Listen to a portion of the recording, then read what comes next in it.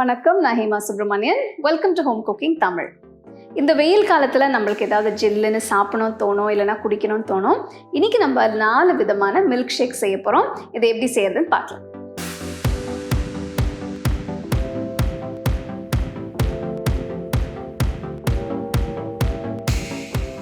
நாலு விதமான milk shake செய்ய போகிறோம்.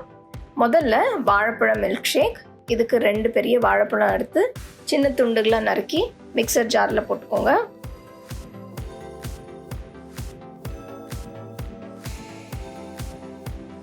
இதில் 2 ஸ்பூன் சர்க்கரை போட்டு 1 கப் காய்ச்சி ஆற வச்ச பால். இது 250 ml கப். பால் நல்லா ஜில்லுன்னு தான் நல்லாயிருக்கும். இதில் கொஞ்சம் ஐஸ் க்யூப்ஸ் போட்டு மிக்சர் ஜாரை மூடி நல்லா பிளெண்ட் பண்ணிடுங்க.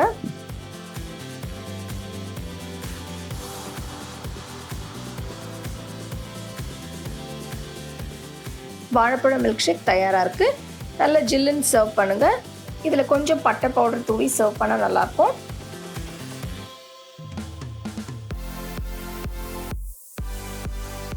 அடுத்தது மாம்பழம் மில்க் ஷேக்கு. ஒரு மீடியம் சைஸ் மாம்பழம் எடுத்து தோலை சீவிட்டு நல்லா சின்ன துண்டுகளாக நறுக்கிக்கோங்க.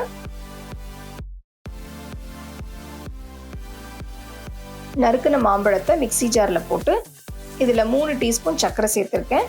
நீங்கள் இனிப்பு உங்களுக்கு டேஸ்ட்டு தகுந்த மாதிரி அட்ஜஸ்ட் பண்ணிக்கலாம்.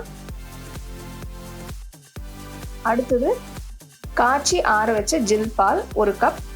இதை ஊற்றி அடுத்தது 4 ஐஸ் க்யூப்ஸ் இதையும் சேர்த்து மிக்சர் ஜாரில் போட்டு நல்லா பிளெண்ட் பண்ணிடுங்க.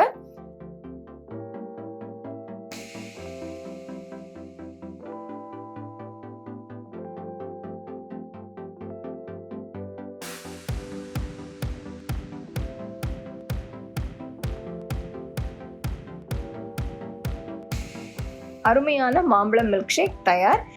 நல்ல ஜில்லுன்னு சர்வ் பண்ணுங்க. அடுத்தது சாக்லேட் மில்க் ஷேக்கு.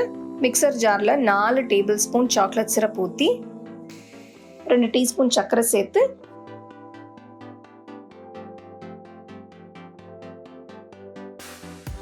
இதில் 1.25 கப் காய்ச்சி ஆற வச்சுன ஜில் பால் இதையும் சேர்த்து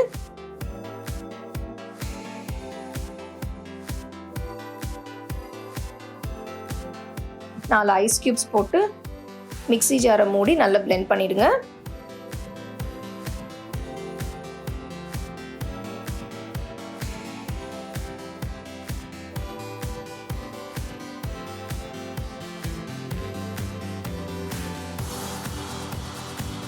சாக்லேட் மில்க் ஷேக் தயாராக இருக்குது. இதை நீங்கள் சாக்லேட் சிரப் இல்லைன்னா கிரேட் பண்ண சாக்லேட்டோட சர்வ் பண்ணலாம். ரொம்ப டேஸ்ட்டாக இருக்கும். அடுத்தது நம்ம பார்க்க போகிறது பிஸ்தா பாதாம் மில்க் ஷேக். இதுக்கு மிக்சர் ஜாரில் 10 பாதாம் பருப்பு, 10 பிஸ்தா பருப்பு, 4 டீஸ்பூன் சர்க்கரை, அடுத்தது 1.25 கப் ஜில் பால்,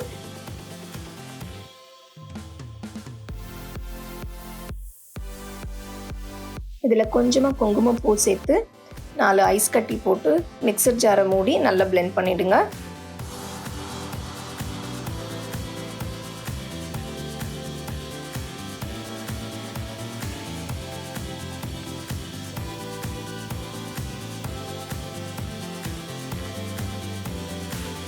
அருமையான பிஸ்தா பாதாம் பால் தயாராக இருக்குது.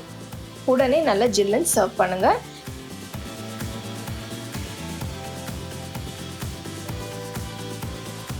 நாலு வித்தியாசமான மில்க் ஷேக்ஸ் பார்த்தோம்.